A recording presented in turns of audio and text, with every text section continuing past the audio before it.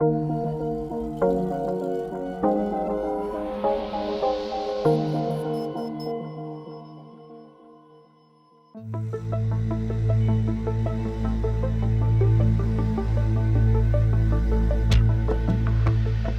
merci pour cette invitation. Alors pareil, hein, dans un contexte qui est nouveau pour moi parce que je ne connaissais pas la SFR et puis je ne connaissais pas toutes ces actions qui étaient menées sur Grenoble.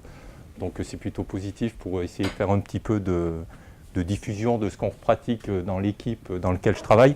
Donc c'est l'équipe SAIGA qui fait partie du laboratoire Gypsalab. Alors cette équipe, elle est un peu particulière dans le sens où elle va regrouper plusieurs compétences scientifiques. Donc nous, on développe des choses en biomécanique, ça va être ce que je vais un peu vous expliquer aujourd'hui.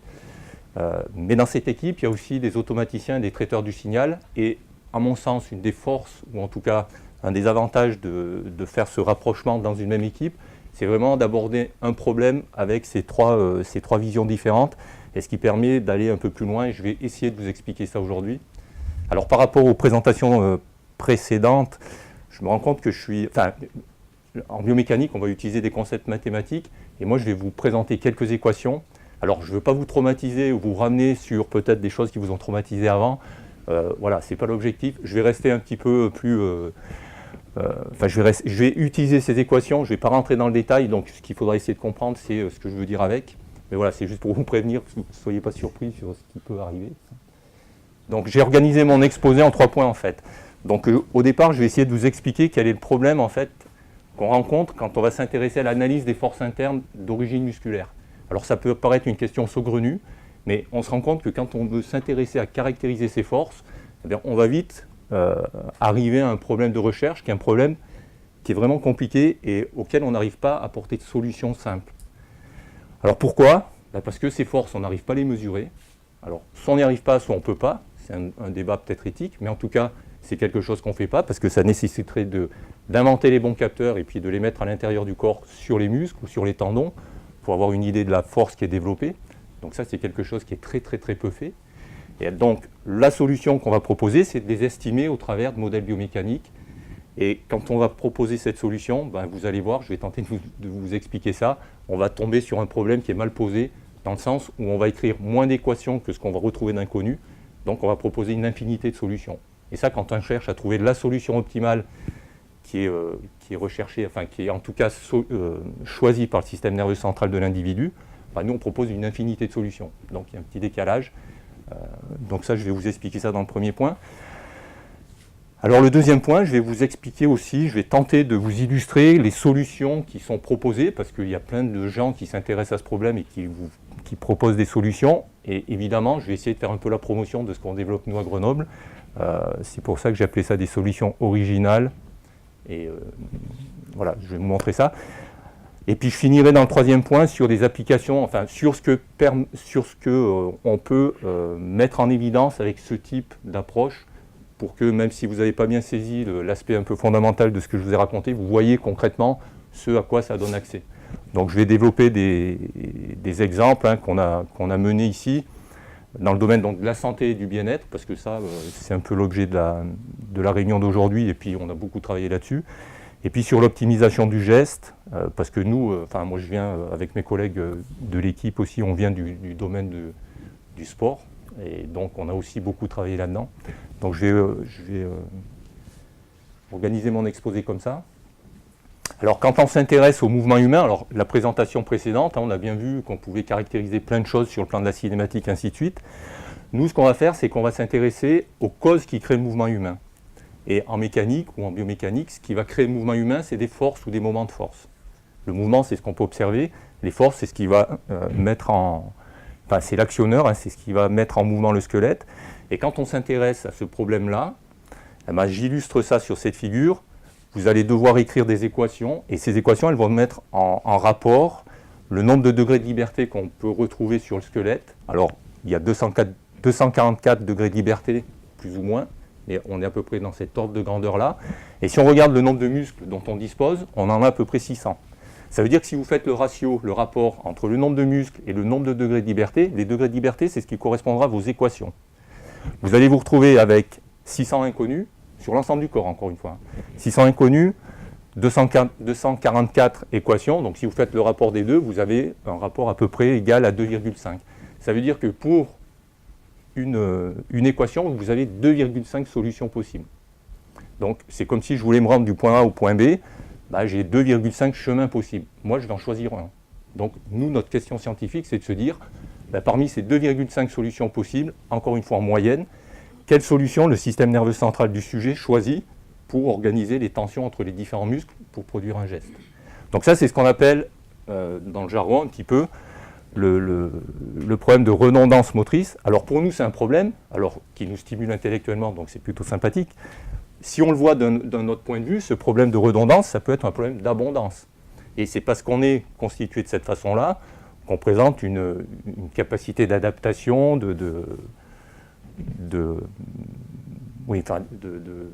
capacité de résolution de problèmes, de sport, de faire plein de choses, qui est donnée. Donc ce problème-là, quand on va essayer de l'étudier, quand moi je vais écrire mes équations biomécaniques, bah, je vais me retrouver sur un problème mathématique en fait, qui est dit sous-déterminé dans le sens où, je vous l'ai dit un peu en préambule, je vais avoir plus d'équations que ce que j'ai d'inconnus, et ça depuis peut-être, je ne sais pas, la classe de 3e ou à peu près. Vous savez que si vous avez 2 inconnus, il vous faut 2 équations, ainsi de suite, pour résoudre votre système. Donc on n'arrive pas à le résoudre simplement.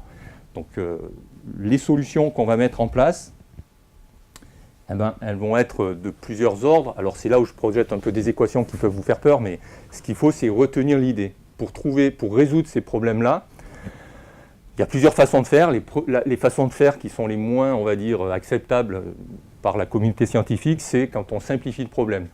Et vous allez garder autant d'inconnus musculaires que ce que vous avez d'équations. C'est ce qu'on fait avec nos étudiants, nous, ou c'est ce qu'on fait dans les problèmes jusqu'en terminale ou des choses comme ça. Donc là, il n'y a pas de souci, vous avez autant d'équations que d'inconnus, vous avez à résoudre votre système. Si vous gardez le nombre d'inconnus qui correspond à la description anatomique de votre système, et les descriptions anatomiques, elles sont extrêmement claires depuis très longtemps, vous allez nécessairement avoir, pour une articulation donnée, un nombre d'inconnus qui va dépasser le nombre d'équations que vous écrivez. Et pour résoudre ça, on peut formuler le problème en un problème d'optimisation numérique. Donc vous allez chercher comment se répartissent les tensions musculaires lorsqu'elles minimisent un critère d'optimisation. Et vous allez faire une hypothèse sur le fonctionnement du système. Et vous allez dire, je cherche les tensions, je cherche mes inconnus pour que ma fonction coût, mon critère de minimisation, soit le plus petit possible. Alors sur le mouvement humain, alors c'est un vaste débat ça, hein, de choisir la fonction coût. Je passe enfin ça occupe la communauté des biomécaniciens, voire plus depuis longtemps. Mais la façon qui est acceptée, je pense, de manière assez générale, c'est de dire que le système nerveux central, lorsqu'il distribue les forces sur les différents muscles pour actionner une articulation, bah, il va choisir la distribution qui va minimiser la dépense énergétique. Alors c'est un critère qui est utilisé. Il y a d'autres critères qui sont proposés par d'autres chercheurs. Enfin, c'est un débat qui est vivant dans la communauté. Moi, à mon sens, c'est un critère qui est intelligent, parce que bah, c'est quelque chose qu'on rencontre tous les jours, hein, sur la minimisation de la dépense énergétique. C'est à la mode en ce moment, mais quand on regarde un peu l'évolution de l'espèce humaine, c'est un critère qui est assez pertinent. Donc lorsque vous avez choisi de chercher vos solutions en minimisant ce critère, bah, il va falloir l'expliciter, ce critère. Et ça, il y a plusieurs façons de faire. Donc c'est ce que je vous mets ici. Vous allez expliciter ce critère en disant que vous allez demander à chercher la minimisation, par exemple, des forces musculaires qui sont en jeu. Donc ça va être la façon la plus, entre guillemets, simple de chercher vos solutions. Donc on est sur des comportements linéaires. Et puis on peut exprimer notre problème de façon un peu plus complexe. Par exemple, en utilisant une fonction dite min-max, là, vous allez chercher à minimiser le maximum de participation musculaire. Alors c'est un peu comme si, je sais pas, c'est un peu une vision communautaire de la participation de tous les muscles qui croiseraient une articulation. Tous les muscles vont un petit peu participer pour réaliser le geste, mais la somme de la participation de tous les muscles, elle doit être la plus petite possible. Donc c'est une autre façon de présenter le problème, mais la philosophie reste la même. Donc dans le problème que vous... Alors là, j'ai choisi un exemple dans la littérature, mais vous allez donc expliciter un critère de minimisation en haut, et puis ensuite, vous allez essayer, dans l'espace des solutions possibles, de donner des informations pour aller choisir les solutions qui correspondent le mieux à votre problème, compte tenu de ce que vous savez du problème. Alors en règle générale, là, nous on va rajouter par exemple, pour l'exemple du doigt ici, des équations qui vont être des équations issues de modèles biomécaniques. On va rajouter des équations ici, quand vous voyez le xn supérieur ou égal à 0, ça veut dire que vous savez et vous indiquez à votre problème d'optimisation que le muscle humain il fonctionne en développant de la force que dans un sens. Ce n'est pas comme un vérin. Nos muscles, ils n'ont pas évolué en pouvant tirer et pousser en même temps, ainsi de suite. Donc vous allez formuler comme ça un critère d'optimisation, vous le minimisez, vous lui associez des contraintes d'égalité et d'inégalité, et puis vous allez trouver une solution que vous allez qualifier de solution optimale, et en règle générale, ça répond à votre problème, donc vous arrivez à peu près à apporter une solution qui est intéressante. La question qui va se poser, c'est de se dire, ces solutions, quelle est leur pertinence? C'est une question légitime, on essaie de calculer des choses, on ne peut pas les mesurer. Alors c'est une question légitime, intéressante, et je n'ai pas de réponse claire à vous donner, parce que pour valider les estimations qu'on fait, il faudrait savoir quelle est la réalité de terrain, et ça par définition c'est extrêmement complexe à proposer. Alors par contre, ce que je peux montrer comme situation, c'est lorsque on va se retrouver dans des conditions où le sujet développe ce qu'on appelle de la co-contraction. Ça, c'est des situations qui sont extrêmement courantes dans le geste humain. La co-contraction, c'est simplement quand vous allez développer un effort dans un sens, donc vous allez recruter des groupes musculaires qui vont, par exemple sur cette image, faire la flexion de votre coude, et en même temps, la réponse du système nerveux central, c'est aussi de développer des forces dans les muscles qui sont opposés, donc qui produisent plutôt une extension du coude. C'est ce qu'on appelle la co-contraction. Alors l'analyse de cette co-contraction, c'est aussi un débat en biomécanique, en neurosciences, en plein de sciences, là, pour essayer de comprendre le pourquoi. Alors il y a certainement un aspect de mécanique, de stabilisation articulaire, un aspect de contrôle du geste, contrôle du mouvement. Ça, on sait très bien que ça existe. C'est pas remis en cause, cette situation-là, elle existe. Donc moi, si j'applique mon problème d'optimisation de la dépense énergétique sur ce cas-là, ma procédure d'optimisation, elle ne va pas me dire que quand je tire dans un sens, pour dépenser moins d'énergie, il faut que je tire aussi dans l'autre sens. Parce que ça, d'un point de vue de la dépense énergétique, ça n'a pas de sens. Ce que je dis à mes étudiants quand je suis en cours, pour qu'ils comprennent bien, je leur dis, c'est un peu comme si vous montez l'Alpe d'Huez en vélo en freinant. Vous comprenez bien que d'un point de vue de la dépense énergétique, ce n'est pas ce qu'il y a de plus optimal, ce n'est pas ce qu'il y a de plus pertinent. Là, c'est ce qui se passe. Donc sur cet enregistrement, par exemple, vous voyez qu'on demande au sujet de faire des efforts en flexion croissants. On enregistre l'activité EMG d'un muscle, et donc du biceps, qui est directement relié à cette force-là. Et puis on remarque aussi qu'il y a de l'activité EMG sur l'autre muscle. Ça, c'est un indice, un faisceau qui nous amène à dire, ok, les problèmes d'optimisation, si je regarde que la dépense énergétique, je suis sûr que dans cette situation-là, les évaluations que je vais faire, elles ne sont pas bonnes. Parce qu'elles me donneront, ici, une activité du triceps qui est égale à 0. Parce que c'est ça qui vous donne le moins de dépenses énergétiques. Donc, pour aller un peu plus loin, là, dans les années passées, on s'est emparé du problème et on s'est dit, nous, ce qu'on va essayer de faire, c'est d'associer à ces problématiques et à ces problèmes de minimisation une variable un peu physiologique qui est basée justement sur ce signal EMG. L'EMG, c'est l'activité électrique qui est associée à la contraction musculaire. Alors c'est de l'électricité, vous mesurez des millivolts, et l'idée c'est essayer de convertir ces millivolts en newton, ou en newton-mètre. Donc ça, pareil, débat très important dans la communauté des biomécaniciens. En tout cas, il y a des façons de faire. Et on a cherché dans le passé à se dire, ok, là, on peut donner une information qui est quand même reliée à l'activation musculaire, donc à la force qui est développée dans les muscles que j'enregistre avec l'EMG. Donc je traduis ça en termes d'activité qui produit de la force, et je vais utiliser ça dans ma procédure d'optimisation classique. Là, j'ai repris exactement ce que j'avais sur ma diapo précédente, où je vais par contre rajouter cette contrainte d'inégalité en disant que la tension que je vais chercher ici, qui minimisera la dépense énergétique, elle doit être comprise entre les tensions que je peux calculer par l'EMG, en sachant que le signal EMG, c'est quelque chose qui est compliqué. Alors ça nous a valu une petite renommée, en tout cas entre nous, mais donc ça a bien marché, on a formé des étudiants, ils sont maintenant répartis en France, et puis ils continuent à véhiculer et puis à faire progresser cette façon de voir. Ça a bien marché parce qu'on a utilisé ici des EMG extrêmement sélectifs. Et donc on a pu traduire l'activité électrique en signal de commande et en force développée. Le problème avec cette méthode-là, c'est que c'est de l'EMG invasive, hein, vous voyez, donc ça, on l'a fait à l'hôpital avec des neurologues, avec des aiguilles plantées un peu dans les segments à plusieurs endroits.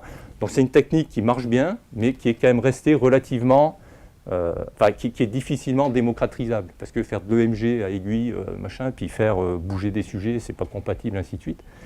Donc le travail actuel qu'on développe, c'est de substituer l'EMG à aiguille par de l'EMG de surface. L'EMG de surface, hein, vous collez des patchs sur la peau, vous enregistrez l'activité électrique que vous avez en dessous de ces patchs, et puis ça vous rend compte de ce qui se passe au niveau du recrutement musculaire.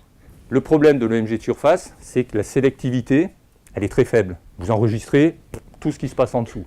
Et nous, nos méthodes de modélisation, elles marchent bien que si l'activité électrique, on peut l'associer à un muscle. Si vous ne pouvez pas l'associer à un muscle, vous vous retrouvez toujours dans cette espèce de problème de redondance qui n'est pas résolu, donc ça vous permet de faire des choses, mais pas forcément de parler d'activité de chaque muscle.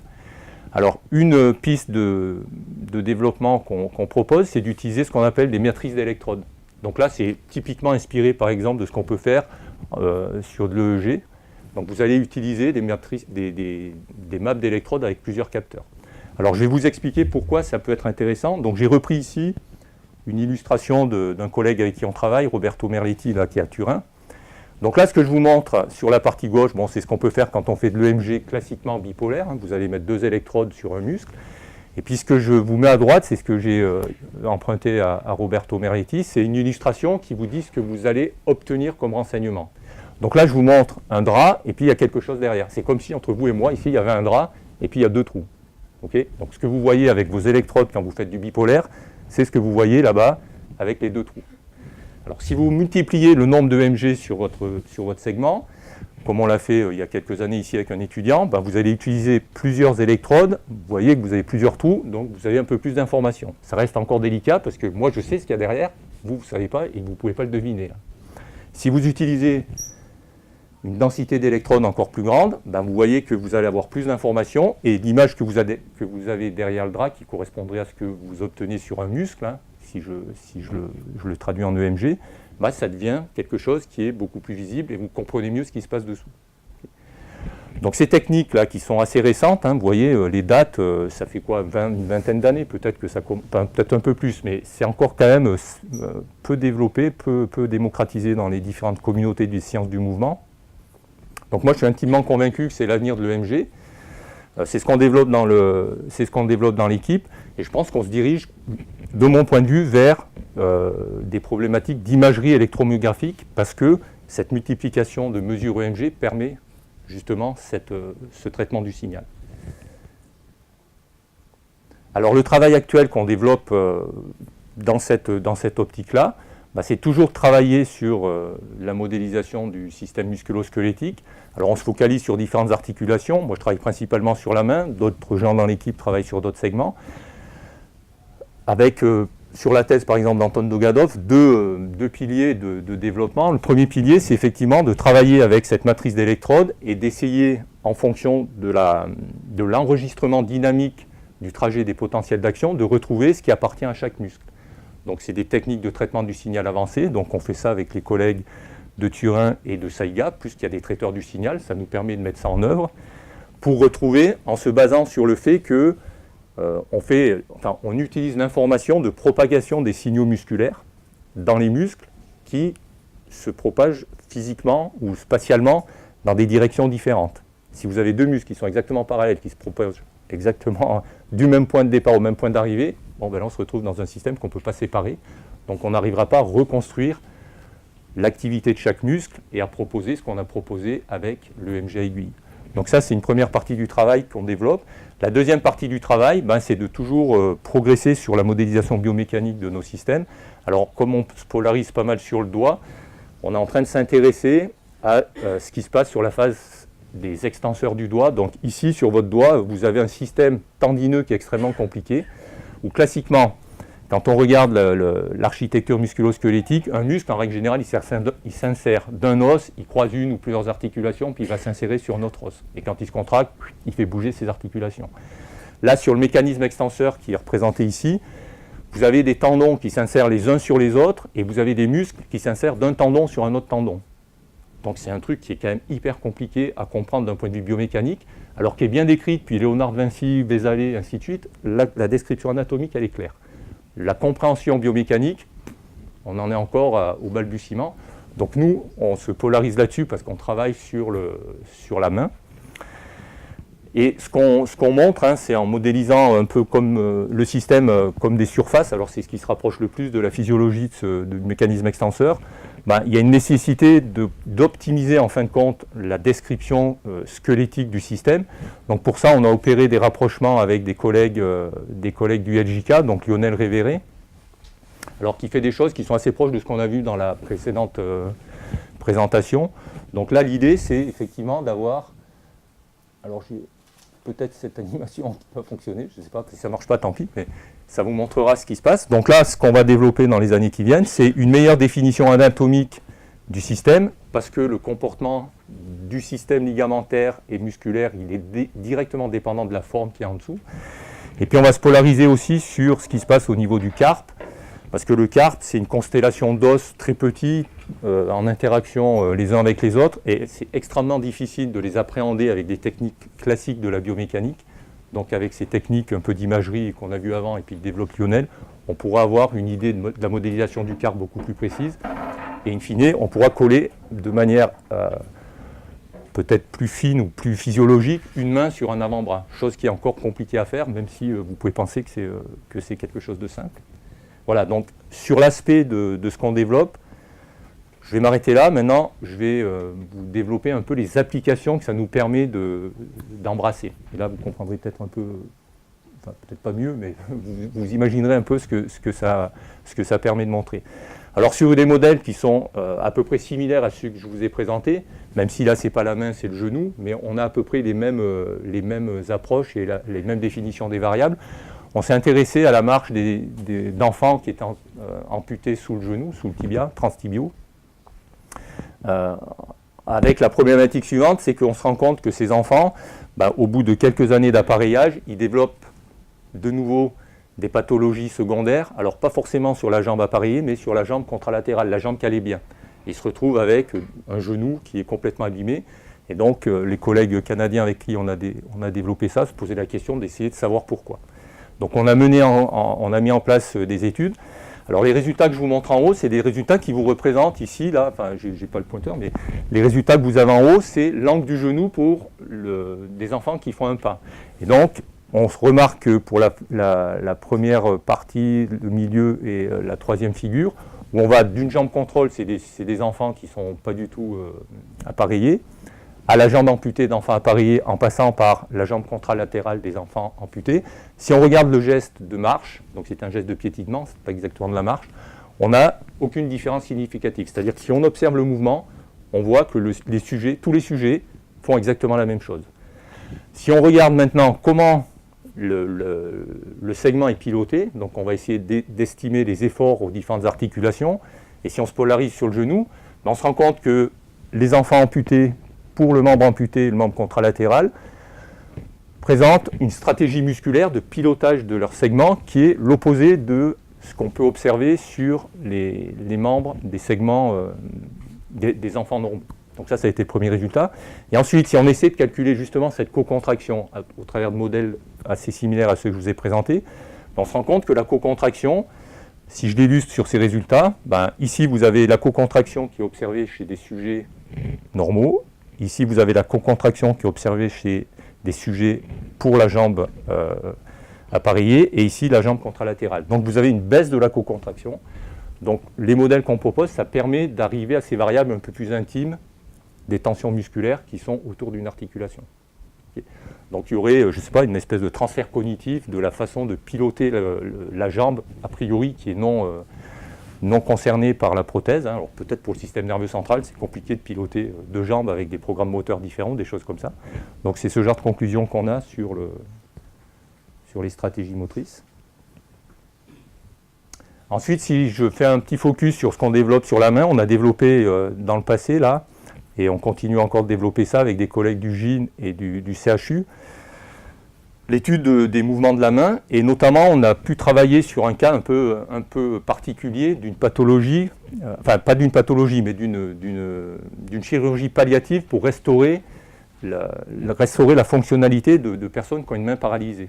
Alors c'est un cas bien particulier, c'est-à-dire que dans le bras, vous avez plusieurs nerfs. Hein. Les nerfs, c'est les autoroutes de la commande musculaire, donc ça passe par les nerfs, et puis ça arrive aux muscles, et vous contractez vos muscles et vous faites vos mouvements. Donc si vous avez un de ces nerfs qui est sectionné, pour une raison ou pour une autre, ou en tout cas qui ne fonctionne plus, bah, sous votre section, tous les muscles se retrouvent non contrôlables, donc c'est des muscles qui sont comme s'ils étaient morts. Ils peuvent fonctionner, mais ils ne fonctionnent plus parce que vous ne pouvez pas les commander. Donc si la reboot nerveuse là, sur vos nerfs, elle n'a pas été faite dans les conditions, on va dire, normales et puis surtout rapides, ainsi de suite, une fois que ce n'est pas fait quand il fallait le faire, c'est mort, c'est plus possible de le faire. Donc on se retrouve ici avec des sujets qui ont une main qui a toute la potentialité de fonctionner, mais dont certains des muscles sont paralysés, donc c'est une main qui pend comme ça, tous les muscles extenseurs sont inutilisables. Et une des réponses apportées par les chirurgiens, c'est d'utiliser les muscles fléchisseurs, puisque je vous ai dit on en a 2,5 fois plus que nécessaire. On va pouvoir en enlever un qui ne sert à rien, on va conserver la fonction initiale intacte, et puis vous allez, c'est comme passer votre tendon derrière une poulie, et puis en contractant votre muscle, vous allez faire le mouvement inverse. L'idée c'est ça. Alors pour nous, d'un point de vue biomécanique, par rapport au modèle qu'on développe, c'est un peu mettre une bombe atomique au milieu du truc, là, parce que boum, d'un coup, il y a tout qui change. Alors en même temps, c'est intéressant parce que ça donne des modèles pour aller tester la pertinence de ce qu'on regarde. Donc avec notre approche, on a pu développer ce genre de problématique, notamment sur le réglage du transfert. L'objectif du chirurgien, c'est de vous redonner la possibilité d'avoir une main qui se stabilise comme ça, là, sans que je force. Si votre main elle est comme ça, cet objectif il n'est pas résolu parce qu'il faut que vous forciez de manière active pour maintenir votre main, et en même temps d'avoir de la force pour ouvrir la main. Donc tout ça, c'est ce qu'on a appelé le réglage du transfert. Alors si vous vous faites opérer comme ça, vous verrez que les chirurgiens, ils ont une connaissance empirique qui est extrêmement développée, mais il vaut mieux se faire opérer par un chirurgien qui a les tempes grisonnantes, parce qu'un jeune chirurgien, je ne suis pas sûr qu'il ait la connaissance empirique, parce que quand vous le voyez faire, c'est assez surprenant. Donc nous, on a essayé de leur donner des outils pour simuler l'opération. Et par exemple, ici, on leur montre qu'il faut tirer un tendon là, qui transfère à peu près de 23% de sa longueur initiale. Pour les chirurgiens, ils ont leur pratique, ils font en fonction de ce qu'ils connaissent, mais l'objectif, c'est un peu ça. Alors il y a d'autres manips qui ont été faites toujours pour la main, donc c'était par rapport à l'escalade, c'est de quantifier les efforts qu'on applique sous chaque doigt, et surtout, avec nos modèles biomécaniques, d'essayer, encore une fois, de fournir aux chirurgiens des simulations pour optimiser la réparation des tissus. Donc là, notamment, typiquement sur ce que je vous représente, c'est de se dire, lorsque j'arrache une gaine ici qui maintient les tendons pour pas qu'ils prennent la corde d'arc, où est-ce que je vais positionner la néopoulie que je répare pour que la réparation soit optimale. Donc ça, avec nos modèles, on arrive à proposer des indicateurs qui permettent d'appréhender ce genre de comportement. Alors encore une fois, on a développé aussi une autre approche qui peut paraître un peu différente, mais l'idée c'est de se dire, quand vous manipulez un objet, vous allez utiliser plusieurs doigts, et il y a une redondance possible entre les forces que vous avez appliquées sur vos objets pour réaliser votre tâche. Alors il y a des contraintes mécaniques qui sont réelles, mais il n'y a pas que ça. On se rend compte que quand on analyse le comportement du sujet, il y a aussi des contraintes cognitives ou des contraintes qu'on ne maîtrise pas bien. Notamment, ce qu'on appelle la marge de sécurité. Quand vous serrez un objet, vous allez le serrer plus fort que nécessaire. Donc ça, c'est très bien décrit, c'est pas très bien compris. On a mené, des théories voudraient que la force que vous allez appliquer, elle soit liée aux contraintes dans le système musculo-squelettique du bras, notamment parce que vous maintenez ce bras en position quand vous manipulez un objet. Donc pour mieux comprendre ça, on a essayé de se mettre dans des situations où on allait enlever la nécessité justement de développer ces tensions pour manipuler l'objet, tout en resimulant le poids de l'objet. Donc on s'est retrouvé à faire des manips sur des vols en impesanteur, qui nous ont permis d'essayer de traiter ça. Alors c'est en cours de traitement, je ne peux pas vous montrer de résultats, mais ça permet, nos modèles et puis nos approches permettent d'appréhender ce genre de comportement. Et puis je vais finir sur des projets de recherche, alors pareil, qui peuvent paraître un peu éloignés de ce que je vous ai dit au départ, mais finalement pas tant que ça. C'est des projets qu'on développe, alors qui sont juste en cours de commencement, sur l'optimisation du geste. Et ici, sur ce que je vous montre, sur l'optimisation du geste en escalade de vitesse. Alors l'escalade de vitesse, c'est une discipline qui va être olympique au JO de 2020. Donc ça, c'est un contexte assez favorable qui nous a permis de décrocher des contrats par rapport à ça. Je mets ça, moi, en perspective des JO de Paris 2024. Donc pour nous qui travaillons sur l'optimisation du sport, tout ça, je pense que c'est quelque chose qu'il faut qu'on ait présent à l'esprit parce que ça peut être impactant pour développer nos projets, nos collaborations. Ça s'insère aussi dans un contexte, on va dire, un peu plus régional, parce qu'à Voiron, il y a un pôle d'entraînement qui a été rapatrié, puis il y a historiquement toujours eu une activité importante autour de l'escalade. Et puis ça converge aussi avec le fait que on est différents membres à s'être rencontrés, avec Lionel, avec Nicolas Marchand du Gypsalab, alors lui qui fait de la robotique volante, et puis avec un collègue de Lyon, Pierre Le Greneur. Voilà, tout ça, ça fait un alignement de planètes qui nous a permis de développer ce genre d'approche et ce genre de projet. Alors, si ça marche, voilà, je vous montre ce que c'est. Je ne sais pas si ça marchera, mais l'escalade de vitesse. L'idée, dans un premier temps, dans le projet avec l'INSEP, c'est de filmer le sujet et d'essayer de fournir des indicateurs de la performance aux entraîneurs pour les aider à mieux préparer leurs athlètes. Alors, nous, on va se polariser dans le cadre de ce projet sur une phase bien particulière, c'est l'impulsion de départ. Ok, c'est un sprint, ça. Donc, dans les épreuves de vitesse, les sprints, c'est important. Donc, on va regarder en appareillant des prises et puis en temps une plateforme de force ce qui se passe. Et puis, on peut aussi analyser la trajectoire, ici. Et par rapport à cette trajectoire, on peut calculer des paramètres, notamment l'entropie. On montre que l'entropie, c'est les vibrations autour de cette trajectoire. Plus elle diminue, plus votre athlète est performant. Donc c'est ce genre d'approche qu'on va faire. Et je termine juste sur ce qui va nous motiver aussi pour les années à venir. C'est un projet qu'on a déposé à la région, alors je ne sais pas comment on l'appelle, Auvergne-Rhône-Alpes, ARA, je ne sais pas, mais en tout cas c'est un projet qui va être un peu plus ambitieux, je pense, dans le sens où on va capter cette fois-ci le mouvement du grimpeur avec une flottille de drones, d'où la robotique volante. Alors l'idée, pour vous expliquer, c'est classiquement quand on fait de la biomécanique, on fait venir le sujet au laboratoire et on lui demande de faire quelque chose. Là, pour le présenter peut-être de manière un peu rapide, c'est j'amène le laboratoire autour du sujet pour faire de la cinématique. Alors ça pose des sacrées questions parce qu'il faut que les prises d'image soient suffisamment bonnes, suffisamment cohérentes pour qu'on puisse faire ce qu'on fait dans un laboratoire. Donc il y a un réel challenge scientifique. Mais il y a vraiment une opportunité de développement et qui peut toucher pas que l'escalade de vitesse, ça c'est vraiment des applications, elles sont multiples. Et pour finir, une petite arabesque sur cette chose-là, c'est que sur ce projet-là, avec Lionel, on a commencé à développer des contacts. Alors moi j'ai fait ma thèse il y a 20 ans, j'ai analysé les forces d'escalade pendant un mouvement, 1 minute. Avec Lionel, on développe aussi une façon, à partir de la cinématique, d'essayer de retrouver ces forces d'escalade qu'on applique sur les prises. Et ça, c'est typiquement un problème de redondance, parce qu'on a 4 appuis, et comment je distribue mes forces sur les 4 appuis, il y a une infinité de solutions. Donc on revient sur des choses qui ne sont pas très éloignées de ce que je vous ai expliqué en introduction. Voilà, merci. Merci beaucoup, Franck.